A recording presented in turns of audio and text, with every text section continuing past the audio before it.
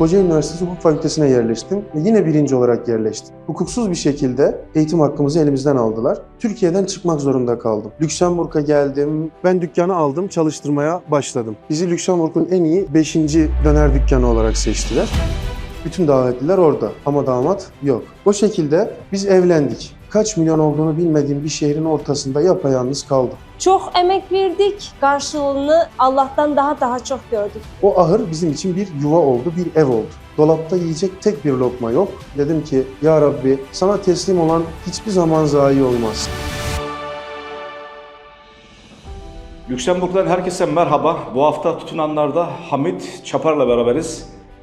Hamit Bey merhaba. Merhaba. Nasılsınız? İyiyim, teşekkür ederim, sağ olun. Geçmişinizde kebapçılık var mı? Geçmişimde garsonluk deneyimim dahi yok. Fakat burada 5 yıl gibi kısa bir sürede tüm Lüksemburg'da, Lüksemburg'un yerel RTL gazetesinin okuyucuları tarafından 5. seçilecek kadar da bir deneyimimiz oldu şükür Rabbime. Bunların hepsini konuşacağız. Bu seviyeye nasıl geldi onları da konuşacağız. Ama ondan önce sizi bir tanımak istiyoruz. Hamit Çapar kimdir? Gaziantep'in en küçük ilçesinin en küçük köyünde dünyaya gelmiş biriyim. Gaziantep'in Yavuzeli ilçesinin Ilıcak köyü. En küçük ilçenin en küçük köyü, dağın tepesinde 7 evden oluşan küçük bir köy. İlkokulu, ortaokulu Yavuzeli ilçesinde okudum.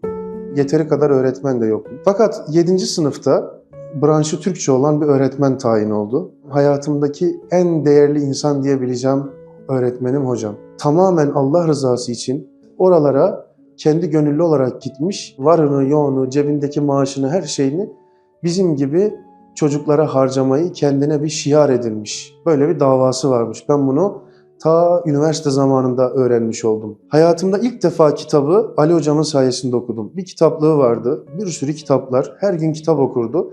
Bir gün o kadar hoşuma gitti ve dedim ki hocam bu kitaplardan birini okuyabilir miyim? Dedi ki bak hangisini istiyorsan al, hediyem olsun oku. Dağlarda çobanlık yapıyorum, o kitabı akşama kadar tekrar okuyorum. Lojmanda kalırdı, hafta sonları bazen beni alır lojmana götürürdü. İlk namazımı ben Ali hocamın arkasında kıldım. Yani hadi namaz kılalım dediği için değil. İmrendim, özendim, hoşuma gitti. O namaz kılarken dedim hocam ben de sizle beraber kılabilir miyim? Elbette deyip davet etti. Sonra okulu dershane yapmak için müdürden izin aldı. Tek tek öğretmen de buldu. Gitmiş kaymakamla görüşmüş. Kaymakam bey bizim böyle bir projemiz var. Bu çocuklara kaynak temin eder misiniz? Kaymakam geldi, bizimle tanıştı. Bize birer tane kitap hediye etti. Öğle aralarında işte poğaça, simit, bisküvi, meyve suyu neyse bir şekilde karnımızı doyurabileceğimiz bir kumanya da temin etti. 24 tane öğrenci seçti. Yani okumaya hevesli, istekli. Sonra bir sınava girdik. Sınavda o 24 arkadaşın içinde 7 kişi çok iyi liseleri kazandık. Ben Gaziantep'in Ayten Kemal Akın Anadolu Lisesi'nde okudum. Okula birincilikle girdim. Liseyi bitirdikten sonra Gaziantep Üniversitesi İnşaat Mühendisliğine başladım. İlk defa bu güzel insanlarla beraber yaşamaya başladım. Amacım doktor olmak, tıp okumaktı. Dedim doktor olacağım ve Ali hocam gibi kimsenin gitmediği o dağ köylerine gideceğim, hizmet edeceğim, oralarda çalışacağım. Gaziantep Üniversitesi İnşaat Mühendisliğinden sonra aklımda her zaman tıp okumak olduğu için tekrar sınavlara girmeye devam ettim. Türkiye'de istediğim tıp fakültesine gidebiliyordum ama okul puanım kesildiği için ben yine tıp fakültesini kazanamadım. Sonra ben de Kocaeli Üniversitesi Diş Hekimliği Fakültesine yerleştim. Kocaeli Üniversitesi'nde Diş Hekimliği Fakültesinde 4 yıl sonra tekrar sınavlara girip tek amacım tıp fakültesini kazanmak. Tıp fakültesini kazanabilecek puanı aldım ama bu sefer 17-25 Aralık hadisesinden sonra tıp olan hayalimden ve idealimden vazgeçtim. Hukuk okumaya karar verdim. Kocaeli Üniversitesi Hukuk Fakültesine yerleştim ve yine birinci olarak yerleştim. Hukuksuz bir şekilde hakkımızda açılan soruşturma ki biz öğrenciyiz yani hani ne gibi bir dahlimiz olmuş olabilir? Bizim gibi 41 tane arkadaşı örgün eğitim dışına çıkardılar. Eğitim hakkımızı elimizden aldılar. Türkiye'den çıkmak zorunda kaldım. Peki Türkiye'den ayrılışınız nasıl oldu? 2017'nin Eylül ayında Türkiye'den 3 arkadaş yola çıktık Yunanistan'a doğru. Yunanistan'a geçtikten sonra Birleşmiş Milletler kampında 1 ay kadar kaldıktan sonra bizi Yunan görevli polisleri bir köyün içine bıraktılar. Dediler ki buradan artık nereye istiyorsanız gidebilirsiniz. Türkiye'deki gibi kıraathaneye benzeyen bir yerde oturduk. Oradan geçen bir köylü bizi fark etti ve yanımıza geldi. Trakya şivesiyle bizim Türk olduğumuzu anlayınca burada ne yaparsınız beya dedi bize. Geldi yanımıza oturdu. İsmi Yorgo. Yorgo amca Bizi dinledi, bizimle dertlendi, derdimizi dinledi, gözyaşı döktü, ağladı. Akşam olunca otobüse bindirip bizi yolcu ederken dedi ki evladım bu dünyada dedi her şey geçer. Kalıcı olan dedi tek şey insanlık. Bizi de bu köyde unutma tamam mı dedi. Yıllarca gavur diye tarif edilip hakaretle yad edilen bir memlekette her şeyinin farklı olduğu bir insan sana kucak açıp seni böyle dakikalar içerisinde benimseyebiliyor yani. Neyse, biraz şey oldum da abi kusura bakma. Her şeyden önce insan olmak lazım diyorlar. Gerçekten öyle. Yani Müslüman olmadan önce bile insan olmak lazım. Yani insan olmadan Müslüman olan insanların neler yaptığını görüyoruz. Ama siz o Yorga amcayı insanlığından dolayı unutmamışsınız. Yad ederken de gözleriniz doluyor. Demek ki insanlık gerçekten çok önemli. Evet, zaten bu zaman ve süreç bana şunu öğretti. Önce ahlak, sonra iman. Yunanistan'da bir yıl yaşadıktan sonra İtalya'ya geldim. İtalya'dan çıkmak istiyorum. Başka ülkelere, İskandinav ülkelerine gitmek, yarım kalan eğitimime bir şekilde devam etmek istiyorum. Bologna'dan Milano'ya geldim. Milano'da benim başka yerlere gitmeme yardımcı olacağına dair söz veren insana, kişiye ulaşamadım. Gece 12 gibi döndü ve bana dedi ki ben şu an sana yardımcı olamıyorum. Başının çaresine bak. Belki kaç milyon olduğunu bilmediğim bir şehrin ortasında yapayalnız kaldım. Gittim bir parkın içinde oturdum. Sabah olmasını bekliyorum. Arkamdan bir ses Hamit diye seslendi. Döndüm baktım. Yıllar önce evine iftara gittiğim bir abi, bir arkadaş, bir dost. Sonra dedim abi ne yapıyorsunuz burada? Dedi ki oğlum ben buraya mühendis olarak geldim. Burada yaşıyorum. Sen ne yapıyorsun? Dedim durumum bu. Dedi ki hadi gel bize gidelim. Gittik abinin evine oturduk. Böyle acizane küçük bir sofra, çay koymuş, sofra hazırlamış. Beni yaklaşık 2 hafta evinde misafir etti. Sonra durdum, düşündüm dedim ki ya Rabbi sana teslim olan hiçbir zaman zayi olmaz. Yaşadıklarımdan şu kısacık dünya hayatımda şunu tecrübe ettim. Hep sancılı olan şeylerin arkasından güzel bir doğum oluyor yani görüyorum. Sonra Lüksemburg'a geldim. Ne yapabileceğime dair düşünürken aklıma araba yıkamak geldi. Bir gün birinin arabasını yıkarken bana dedi ki burada evinde tadilat yaptıran bir avukat bir arkadaş var. Orada çalışan insanların da personele ihtiyacı varmış. Seni onlarla tanıştıralım. Orada başla. Dedim olur. İnşaatçı oldum artık. Molozları, inşaat çöpleri taşıyoruz. Günlerce, haftalarca taşıdıktan sonra baktım ki bu arkadaşın niyeti farklı. Sadece beni çalıştırmak, kullanmak istiyor. Kimseyle tanıştıracağı yok. Dedim ben müsaadenizi istiyorum. Hakkım neyse benim hakkımı verin ben gideyim. İnanır mısınız 1 euro dahi alamadım. Daha sonra bir şeyler yapma mücadelesi içindeyken bir arkadaşım kumda kahve aparatına dönüştürmüştü pizzapanı. Bununla sokaklarda kahve satabileceğimi düşündüm. Oturum sürecim tamamlanmadığı için bir yandan da tedirginim yani. Almanya taraflarında bir Türk market var. Yanına gittim dedim senin marketin önünde ben bu işi yapabilir miyim? Kabul etti. Tezgahımı oraya kurdum. Başladım kumda kahve satmaya. Bu şekilde 1 ay kadar kumda kahve yapıp sattım. Daha sonra marketin sahibi dedi ki benim personele zaten elemana ihtiyacım var. Gel markette çalış. 5-6 ay kadar ben o markette çalıştım ama çok zor şartlarda çalıştım. Aldığım para bindiğim trenin parasını ödemeye dahi yetmiyordu. Lüksemburg'dan Almanya'ya yaklaşık 18 kilometre her gün bisikletle gidip bisikletle geliyordum ve günde 15-16 saat çalışıyordum. Markette çalışmaya başladığımda 160 kiloydum. 96 kiloya kadar düştüm ben. Sadece 6 ayda. Bir gün markete yine böyle bisikletle gidip gelirken Lüksemburg'un Almanya sınırında bir kebap döner işi yapan bir dükkan var. Arada oturuyorum, çay içiyorum, yemek yiyorum. Bir gün yine orada durakladığım bir vakit dükkanın sahibi bana dedi ki bizim dedi elemana ihtiyacımız var gel burada çalış. Olur dedim bıraktım başladım bu sefer orada çalışmaya. O sırada eşim buraya gelmişti. Eşim geldikten yaklaşık 1 hafta sonra pandemi başladı. Ve 1 hafta sonra ben işsiz kaldım. Artık bir evim var, kiram var ve hiçbir gelirim yok. Dolabı açıyorum, bakıyorum. Dolapta yiyecek tek bir lokma yok ve ben 1 haftalık evliyim. Böyle küçük bir kumbaramız vardı. Hiç unutmuyorum, içinden 67 euro para çıktı. Bir müddet onunla idare ettik. Aradan bir 5-6 ay geçtikten sonra halihazırda sahip olduğumuz dükkanı yeni açmışlardı benim patronlarım. Eşimle beraber onları tebrik etmeye, hayırlı olsun demeye çiçeğimizi aldık geldik. Eşim dedi ki, keşke dedi bu dükkan bizim olsa, ne kadar tatlı ve şirinmiş dedi. Allah bize böyle bir dükkan nasip etse dedi. Ortada ne dükkan satlıktı ne de böyle bir şey vardı. Eşimin dua etmesinden 3 gün sonra o dükkan bizim oldu. Biz o dükkanı devralmış olduk. Bende böyle bir şey vardı, yani istediğim bir şeyi hissedirdim olacağını. Öyle bir şeyim var yani. Hatta böyle Avrupa geleceğimi hissedirdim, yani böyle bir hissi var. 2016. yıllarda falan doğanı, tabiatı çok severdim. Böyle bir şey yazı paylaştım. Dedim ki ömrümün bundan sonraki yıllarını çok böyle dolu dolu bir tabiatta geçirmek ümidiyle, yani öyle bir yerde yaşamak istiyorum ki dedim. Her gün doğa görmek istiyorum, tabiat görmek istiyorum öyle. Buraya geldiğimde o dualarımın karşılığını hissederdim. Şunu demek istiyorum. Bu serüvende hiçbir iş tecrübesi ve deneyimi olmayan bir insan olarak hiç kimseden iş istemedim. Hepsi gel burada çalış dedi. Yani şunu ifade etmek istiyorum. Sen mücadele ettiğinde o kapı açılmasa bile hiç ummadığın bir şekilde arkandaki kapı açılıyor ve sana diyor ki gel buradan girebilirsin.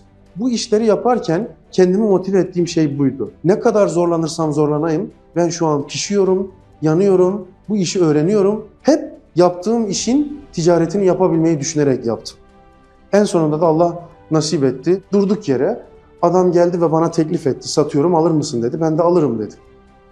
Bana dedim bir hafta müsaade edersen bulabildiğim rakamı bulabildiğim kadarıyla getirip vereyim. Ne kadar arkadaşım, tanıdığım, eşim, dostum varsa hepsinden, Avrupa'nın her tarafından borç para istedim. Bulabildiğim kadarını getirdim. Dedim ki benim sana verebileceğim para bu. Geri kalanıyla da alakalı yardımcı olabiliyorsan ben bu dükkanı alabilirim. O şekilde anlaştık. Dükkanı aldık eşimle beraber. Evveliyatında tabii evlilik sürecimiz olmuştu. Evlilik hikayem de çok ilginç oldu. Ortak bir arkadaşımızın vesilesiyle ben eşimle tanışmış oldum. Benim eşim Azerbaycanlı. Markette çalışırken tanıştım eşimle.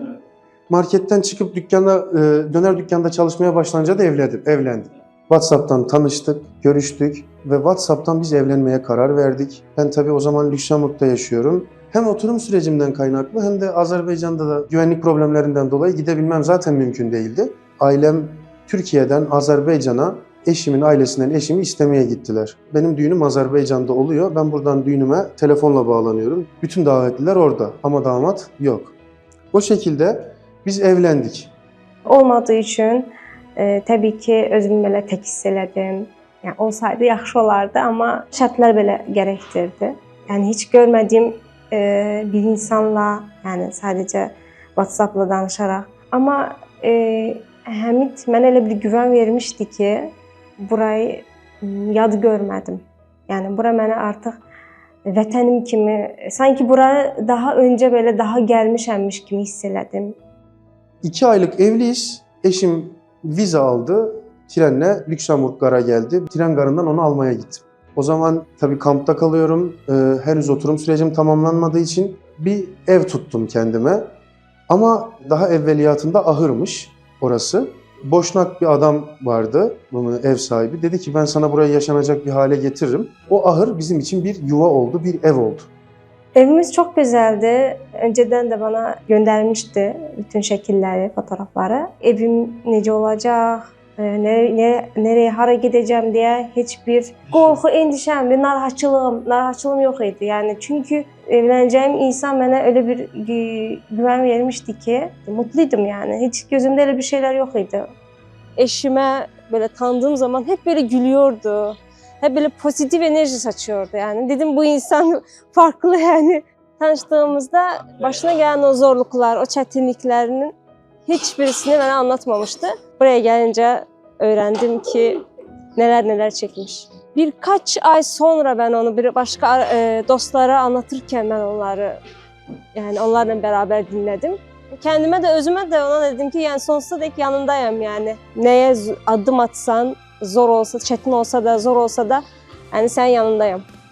Ve sonra eşimle beraber o dükkanda pandeminin o en yoğun olduğu dönemlerde sırt sırta omuz omuza çalışmaya başladık. Erkenden gelip gecelere kadar çalışmak, saat 8 gibi gelip gece 3'lere 4'lere kimi beraber ağladığımız günler oldu, zorlandığımız günler oldu. Dükkanda uyuduğumuz zaman çok oldu bizim eşimle beraber. 2 sene boyunca böyle mücadele ederek geçti. Evleneli daha 5-6 ay olmadan biz beraber böyle bir işin içine girmiş olduk ve yani onun buradaki emeği azımsanamayacak kadar çoktur. Hakkını ödeyemem. Dışarıda bir kahve dahi içemeden 2 yıl boyunca beraber çalıştık. Hem maddi imkansızlıklardan hem vakit bulamamaktan kiramızı dahi ödeyemedik. Çok sıkıntılar çektik. Ama sabrettik. Beraber mücadele ettik. Çok emek verdik ve biz onun karşılığını Allah'tan daha çok gördük. Şu an halihazırda o enerjim yok. O enerjimin olmasını isterdim. Farklı bir enerjiydi. Biz burada çok yorulduk, çok emek harcadık ama çok mutluyduk. Dükkanı yeni açtığımız dönemlerde 9'da sokağa çıkma yasağı başlıyor. En geç 9'da kapatmam gerekiyor. Ama saat 10'da da gelip her gün bir tane döner alan bir kadın var. Bayan bir müşterim var. O günde dönerim yok. Fakat ben ona olan vefadan dolayı geleceğini bildiğim için dükkanı kapatıp gitmedim. Onu bekliyorum ki gelsin. En azından durumu anlatayım. Her gün onu 5 geçe gelir. Geldi. Her günkü gibi döner istediğini söyledi. Ben dedim dönerim yok ama ben sana istersen pide verebilirim. Dedi ki bana ama benim sadece döner alacak kadar param var. Dedim o önemli değil. Ben senden para da istemiyorum. Pideyi yaptım, verdim. Daha sonra bir gün işte baktım buraya 20-25 tane müşteri geldi. Herkes pide yemek istiyor. Sordum.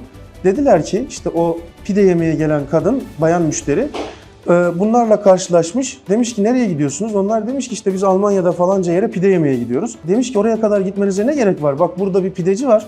Çok da güzel pide yapıyor. Burada yiyebilirsiniz.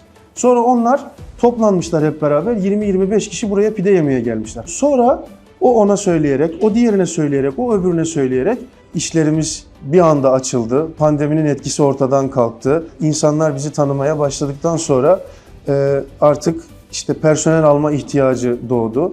İşte o tarihten bu tarihe yaklaşık 5 yıl geçti ve şu anda hali hazırda 6 tane çalışanımız var mesela. Kebabın dünya çapında oluşmuş bir imajı var ama yeni lezzetlere insanları alıştırmak çok zor. Mesela pide bunun için spesifik bir şey yani. Çok uzun zaman, belki 6 ay, 1 yıl boyunca insanlara ben sadece ikram ettim. Sonra alıştıktan sonra en çok sattığım şeylerden bir tanesi oldu mesela. Ben tabii bu işi burada öğrendim.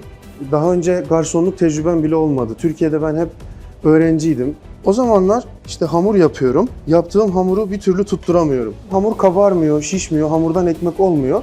Bazen 10 kere deniyorum, bir kere oluyor. Aynı suyu kullanıp, aynı malzemeyi kullanıp, aynı ölçüleri kullandığım halde bu hamurun neden olmadığını bir türlü anlayamıyorum. Araştırıyorum, internete bakıyorum, YouTube'a, oraya buraya, işte blog yazılarına. YouTube'da Oktay Usta'nın bir videosunu izlerken Oktay Usta'dan şöyle bir cümle duydum. Dedi ki, şimdi dedi mayayla tuzu dedi aynı anda koymamamız lazım. Çünkü tuz mayaya değerse mayayı bozar ve maya bozulursa maya gerekli performansı gösteremez ve hamur şişmez, kabarmaz, mayalanmaz. Ben hatayı nerede yaptığımı o zaman anladım. Çünkü ben mayayla tuzu beraber atıyordum. Sonra o gün akşam izlemiştim ben bu videoyu. Gece uyuyamadım sabaha kadar. Sabah saat 5'te kalktım dükkana geldim ve hamur yaptım. Acaba olacak mı diye. Denedim ve oldu. Lüksemburg'un ilk pidecisi bizdik. Şimdi yeni yerlerde pide yapmaya başladı. Bizim insanlara bunu tanıtmamızdan sonra yani. Lüksemburg'un yerel gazetesinin yaptığı bir oylama vardı. Lüksemburg'un en iyi kebabını seçmek için gazete okuyucularının yaptığı bir oylamaydı. Bu oylamada okuyucular bizi Lüksemburg'un en iyi 5. döner dükkanı olarak seçtiler. Yani ülkenin dört bir tarafından bize oy veren insanlar oldu. Bazen buraya bir pide yemeye 40 kilometre, 50 kilometre yoldan gelen müşterilerimiz oluyor. İlk geldiğimiz zaman burada komşularımızla bayağı sorunlarımız vardı. Bizden önce bu işi burada yapmış insanların oluşturduğu kötü imajdan dolayı bize karşı inanılmaz bir ön yargı vardı ama zamanla o ön yargı kırıldı. Hatta karşımızdaki komşumuz kendisi Katolik olmasına rağmen işte bayramlarda mesela bize çiçek getirir, bayramımızı tebrik eder. Biz de onların bayramlarında onları tebrik etmeyi, ihmal etmemeye çalışıyoruz. I am very honored to be the neighbor of this little boy. He was a very tiny little baby some time ago, and I always kissed his hand and I said to him, I'm so honored to be your neighbor. And so Bika is a good friend and Hamid he is always smiling, and I appreciate to drink tea with them. Sometimes we spontaneously we are sitting there and speak about a lot of things in French or in German and in English, and so it's very marvelous to have neighbors like them, both of them. And she's a very good mother, and she's a very good father for the little one. And he's a very nice child. I have got motherly feelings for Bika. Genç yaşta, hatta öğrenciyken oradan oraya göç etmek zorunda kaldınız. Peki bu göçün size öğrettiği en önemli şey neydi? Bana öğrettiği birçok şey oldu şüphesiz ama herhalde en önemlisi şu: her zorluğun arkasında bir kolaylık, bir lütuf, her imtihanın arkasında bir nimet, her eziyetin, cefanın arkasında bir mükafat. Yani her sancının arkasında bir doğum olduğunu öğrendim. Hamit Bey, çok güzel bir sohbet oldu. Yani böyle sizi film izler gibi izledim. Kompozisyon yeteneğiniz aslında çok güzel yani. Yazsanız çok güzel bir biyografi romanı olur bundan. Ama tabii sohbetin sonuna geldik. En son olarak ne demek istersiniz? Son olarak Türkiye ve dünyanın dört bir tarafındaki dostlarımıza şunu söylemek isterdim. Dağlar ne kadar aşılmaz gözükürse gözüksün, en nihayetinde o dağın bir arkası var ve en nihayetinde Allah var.